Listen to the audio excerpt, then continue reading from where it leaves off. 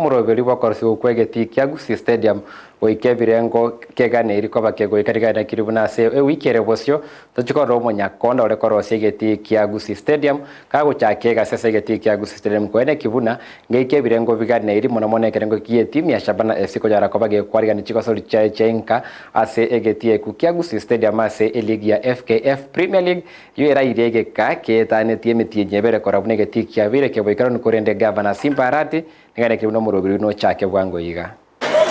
Yeye alipewa utengenezo uwanja huu. Kulikuwa na shida kidogo, lakini kuanzia kesho, hivyo ndio amesema comment. Next week. From next week. Amesema atahakikisha, ngoja tu, atahakikisha hakuna maji na lala hapo uwanjani.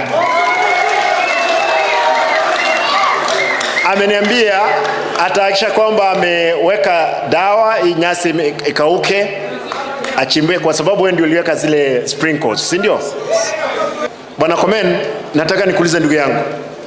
Hakikisha kwamba uwanja huu kwa uchezaji ambao kwa sababu sasa timu imeingia Premier League. Hakikisha kwamba uwanja huu umekuwa. Umeniambia kuna pesa kidogo tunayo yako utalipwa, lakini wewe ndio uko na pesa yetu nyingi.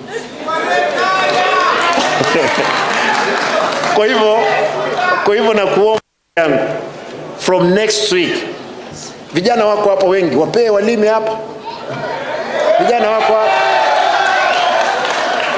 wapee walime. Kama utakosa kitu kidogo mimi nitatafuta hata yangu ya mfuko, hiyo uwanja imekuwa.